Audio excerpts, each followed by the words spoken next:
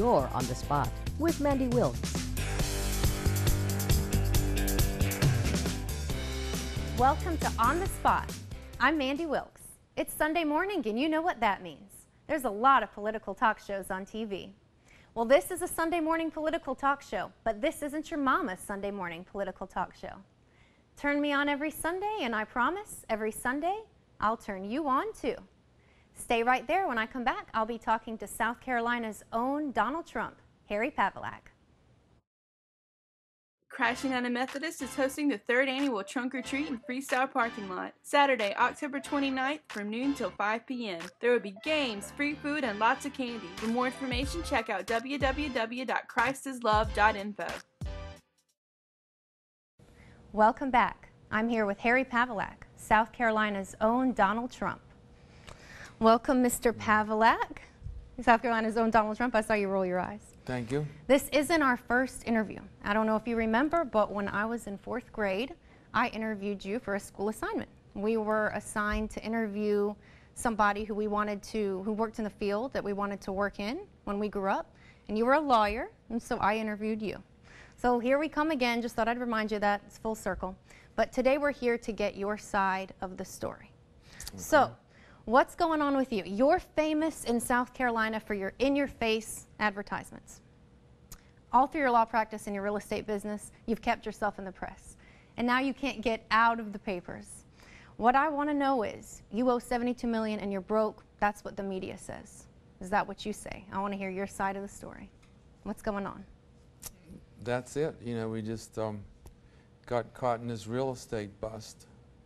And there might have been signs that it was coming, but it was hard to pick up. You're not really trained. I think we're in a depression now. We've been in it 5 years. Depression goes around 10 years, and the only thing we've been trained for are 2-year recessions, which we've had several times since the 70s and the 80s, and then it comes out and the property goes back up.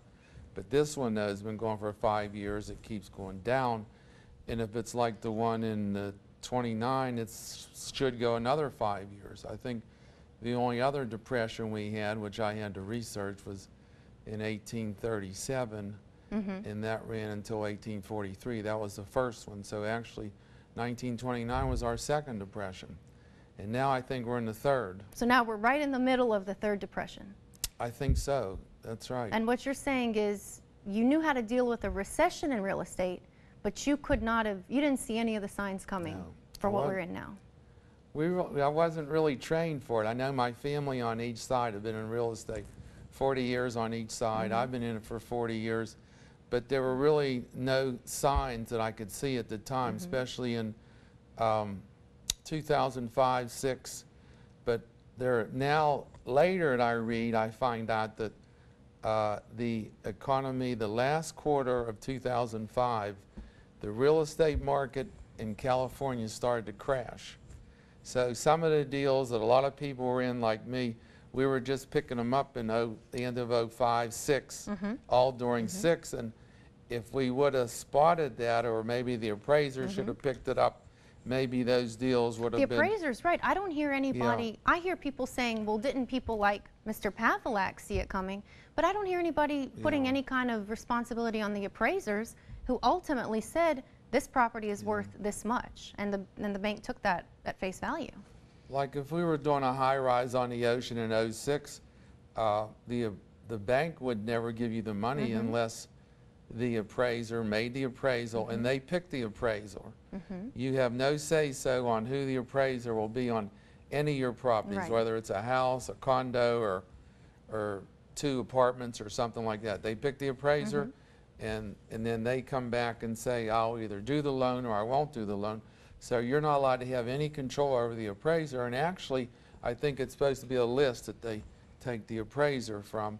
But naturally, the appraisers have to be qualified to do the type of property you're in, whether it's commercial or what. So all the money that I got and all these other people got, and now you could say we lost it because the property was appraised at $10 million in 05, 06, and now it's worth $1 million or $2 million.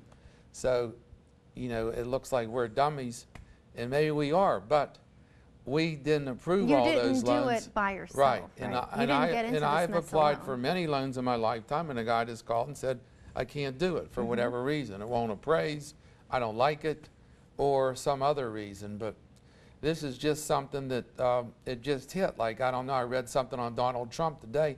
It actually, in 6, 7, and 8, he didn't buy properties. He was loaning his name to people. Like, you could do Trump Plaza or Trump condos in Tampa or different places, and he would get a percentage. Oh, so Donald Trump saw it coming. He must have seen it coming. Maybe it was the school he went to in Pennsylvania, at Wharton. And that, he had a big article. In fact, today he signed a contract, his daughter signed it, some property at the Doral Country Club in Florida next to the airport, 5 golf courses and some condos, whatever. And that's the first piece of property that he actually tried to buy himself in several years, which was interesting because he studies and he studies hard and he studies China. I've heard him, and now he's saying he might run for president again, blah, blah.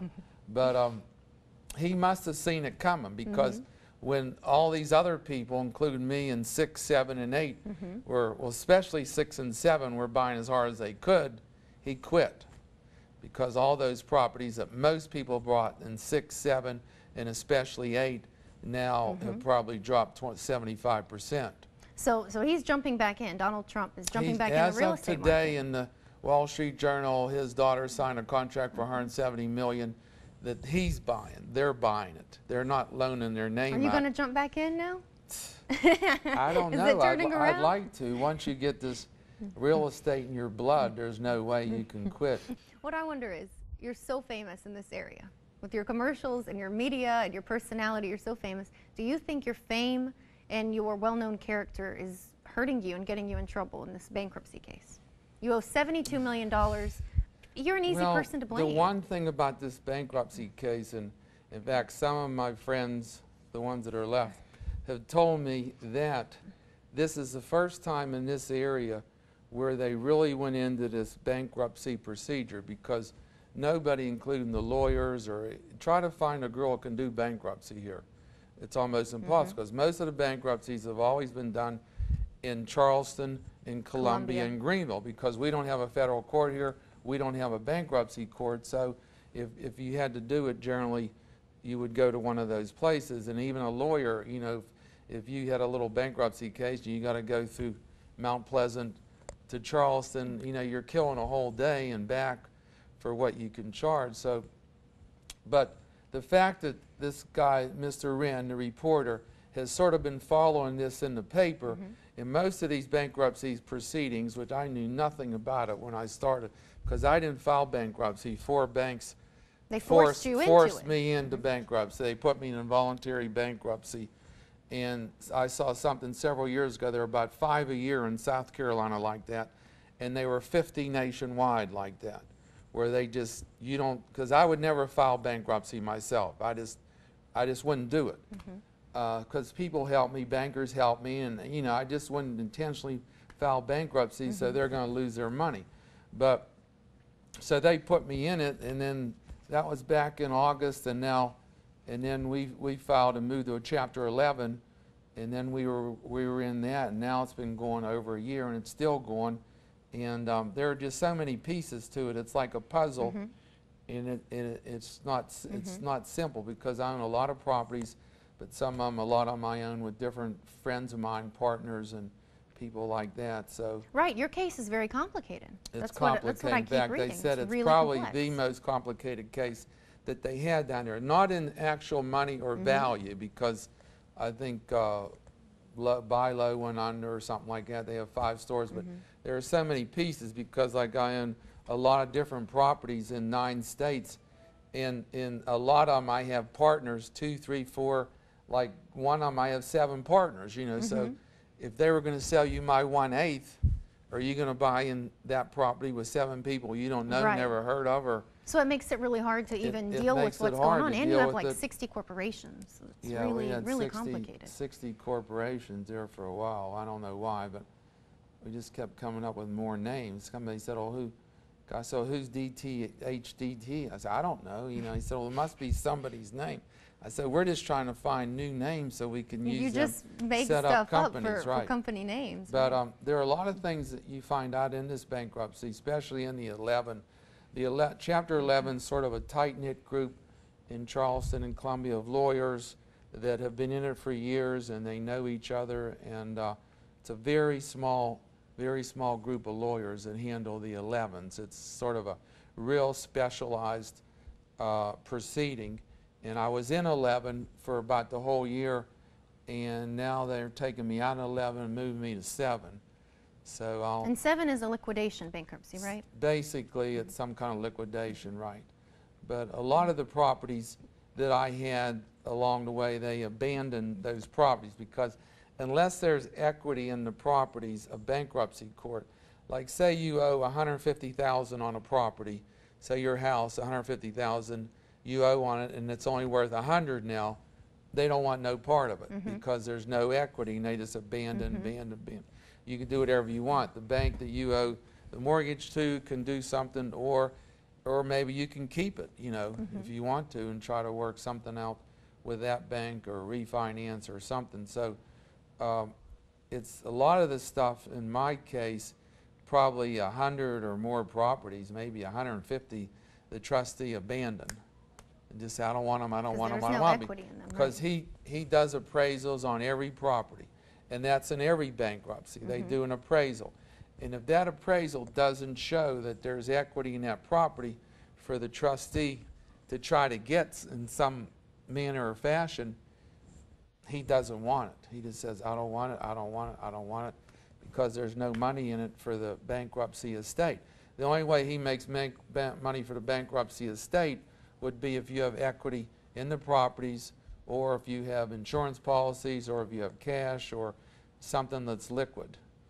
And then you have a lot of people getting fees out of these bankruptcies. Like when they put me in bankruptcy, which was involuntary, I think the lawyers charged and were paid $300,000 for them for putting me into bankruptcy. So it's kind of a crony capitalism. Yeah, you would think the banks that they represent would pay them their fees.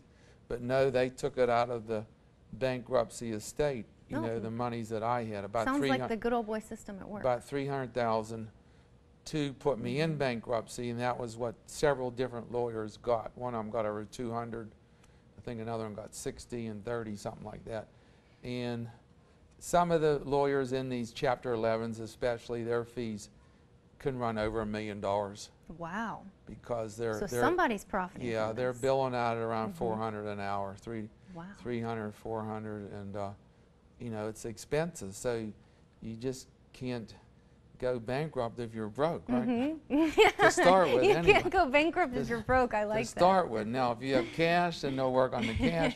If you have properties that have liquid assets or whatever, they can try to figure out how to sell some assets and generate cash. But then I was in 11, and the reason I was pushed out of 11 because in 11 you have to have a plan, and they file a plan where you're gonna make payments. Yeah, you're gonna make money in your business, like Bilo would make money or Kmart, and then they would pay the unsecured creditors, which could be, in my case, might be $50 million unsecured, be promissory notes or all these people you owe bills to. I'm just picking out a number.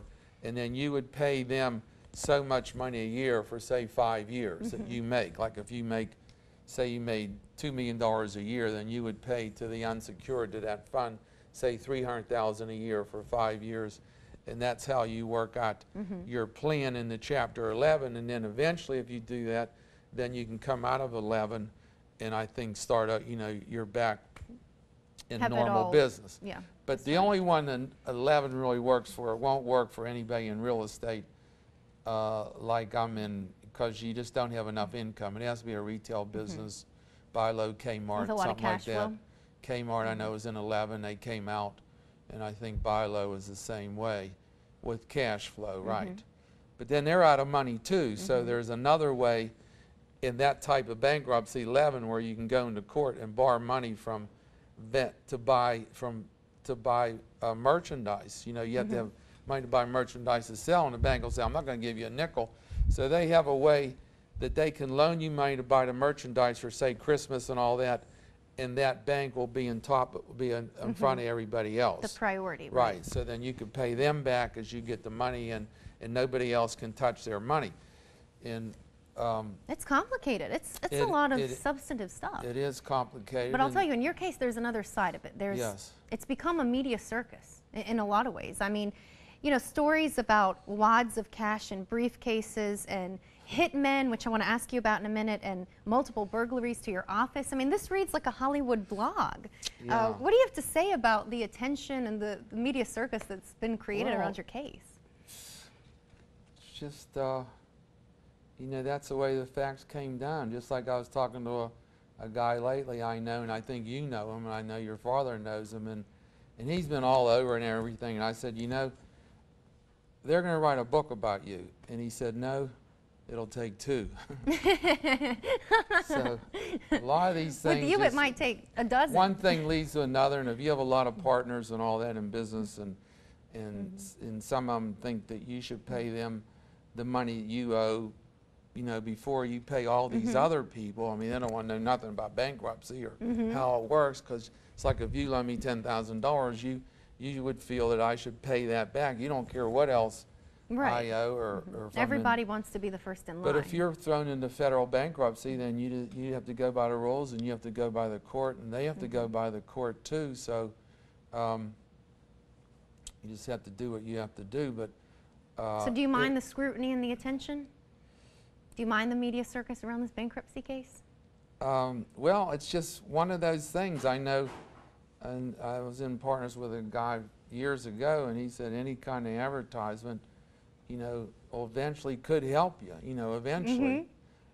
No press is bad press kind of thing. But naturally, though, once the newspapers get it, then their job is to sell papers, so they're going to try to write sensationalize it. Sensationalism. And I think that's what's happened a lot in your case. And write what they can, and I think it's spread across the country in some things. Like when I first started, as they said, we want all your money, I gave them this money I had, and that went across the country, and it was, you know, because it was different, because a lot of people would say, well, they have no money and blah, blah, blah.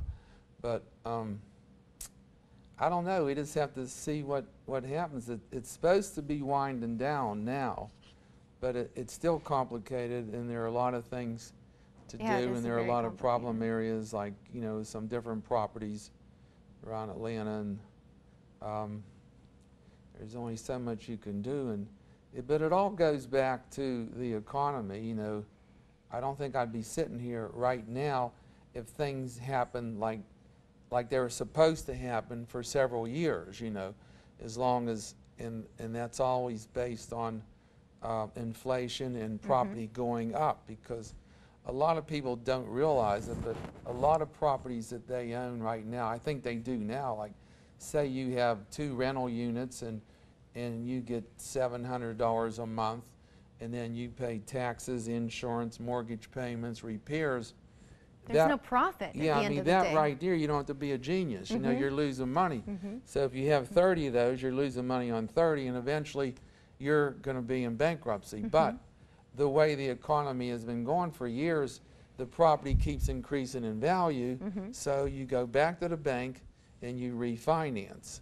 That's the only thing that saved everybody, because in fact the rent here is really too low right now in this whole area, because if you're getting $600, $700, $800 a month for a place, and you owe $100,000 on a mortgage, taxes, insurance, mortgage, repairs, it doesn't work. See, that $800 a month should be about $1,600 for you to come out, like it is in New York City. The rents.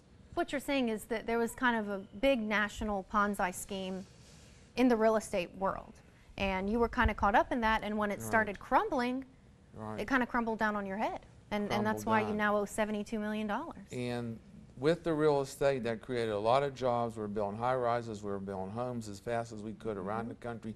That created jobs. People bought building materials. And then as these other jobs cut down, as the textile mills closed and all these other mills closed, and it went to China, Egypt. If you go to some of these stores that at one of the outlets, I was surprised. I went into a store like Calvin Klein or one of them, I can't remember which one, but trying to see where I like to look at to see where the goods are made, you know. And I thought it would be all China, but it wasn't. Like China, Egypt, Cambodia. So it's just moving around the world. But one of the big problems with China is you always need a Chinese partner, whatever you do there. And one of the things the Chinese government wants to do is to get your technology in all these industries. There's more than just textiles now. They're making TVs and computers and the whole works. And they want you to give your Chinese partner your technology to that partner. Then eventually, once he gets your technology, then he can tell you goodbye. Stronger, right. Like General Motors, I think went over there, I read that they're making electric cars, and they have a Chinese partner, and the government said, look, you give this technology to your Chinese partner, and every car you sell here, you tell us, and we'll write you a check for $19,000. This is exact. Wow. But we China want gets your stronger and technology America on gets these weaker. electric cars. We'll write you a check for $19,000, but they wouldn't do it because I don't know what that technology cost them to make. But then once they did that, they don't need us. But they don't need so American workers, I thought originally it was just going to be clothes, and it was. You know, beachwear clothes, T-shirts. Everybody was saving money. All the clothes are cheaper. But now they're trying to get into every single industry, especially a lot of electronics and all that, and they're doing the same thing.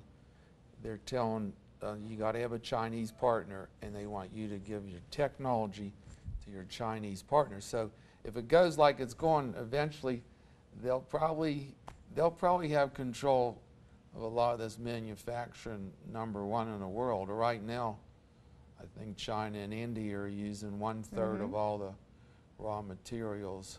So you're talking about things starting to turn around. What about for you? Are things turning around? Are people calling Pavelac today?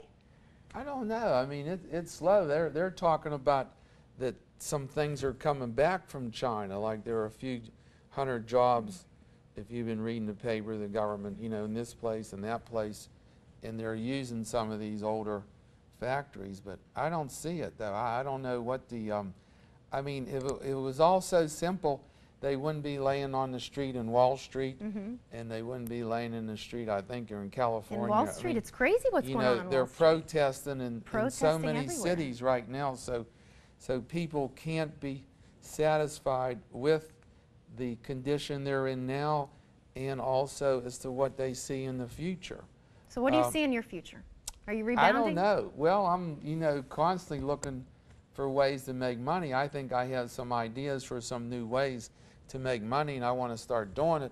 But then I got to get finished with these things and wrap this up that I'm in right now. I have some ideas, and generally the only thing I know, the only thing I was born into is this real estate, and it's tough. I mean, it's really hard to see where you can buy anything that you know of, or any house or condo, and then, because the way I always bought property, I would buy it today with the idea that I'm trying to look at today as it would be 5 years from now. So that's, if I would buy a property for $100,000 today, I'm looking at it and I could see it at $250,000 or $300,000 5 years from now. But I can't see that right now. You know, maybe I'm losing my vision. But so it's an interesting market. It's a challenge, but there are so many things tied together now, and people can see it with the real estate, with the textile mills, with all these people working, losing their jobs. It's just all tied together, where before you could just work, and whatever you did, you could, you know, make some good money and walk away and start the next one, see. Well, I'm so glad you came on. I'm so glad you told your side of the story. Really good to hear it straight from the source. And there you have it. That is the other side of the story from South Carolina's own Donald Trump, Harry Pavelac. So maybe you want to go and call Pavelac today. Crashing on a Methodist is hosting the 3rd annual Trunk or Treat and Freestyle Parking Lot, Saturday, October 29th from noon till 5 p.m. There will be games, free food, and lots of candy. Fun for the entire family. You don't want to miss it. For more information, check out www.christislove.info.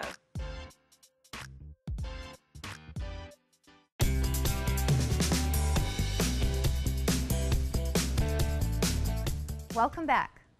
I'm hot and I'm bothered, and it's not just because you turned me on in your living room this morning. Today I'm hot for Horry County Solicitor Heather Von Herman.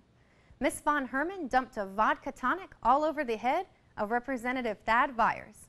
She said she did it because Thad Byers had been harassing her all night. Is that true? I don't know. Representative Byers wouldn't respond to any of my offers to have him come on the show and give his side of the story. So Representative Byers, if you're watching, come talk to me. I really do want to hear your side of the story, and I think you owe it to your constituents and to the people you say you want to represent in Congress next year to give your side of the story and tell us why an Horry County prosecutor dumped a drink all over your head. And maybe if you come tell me what happened, next week it'll be you that's making me hot. Till then, I'm hot for Horry County Prosecutor Heather Von Herman. And now for what's got me bothered. Today, I'm bothered by Governor Nikki Haley. For an accountant, Nikki Haley sure is clueless about tax policy. First, she wanted to bring back the grocery tax. Now, she's going back on her promise to eliminate the corporate income tax. Meanwhile, Governor Haley hasn't done anything in the way of tax relief for the more than 100,000 self-employed South Carolinians who make our state's economy go round. Governor Haley, stop talking about tax reform. Start talking about tax reduction. And stop all this nonsense with tax swaps. Give us some tax cuts. You're an accountant. I shouldn't have to spell it out for you. And that's why today I'm bothered by Governor Nikki Haley. And just because I'm super worked up today, something else has got me hot. Today I'm hot for Representative Nelson Hardwick. Mr. Hardwick has asked the State Law Enforcement Division to do an independent audit of the way that Horry County Police handled their evidence.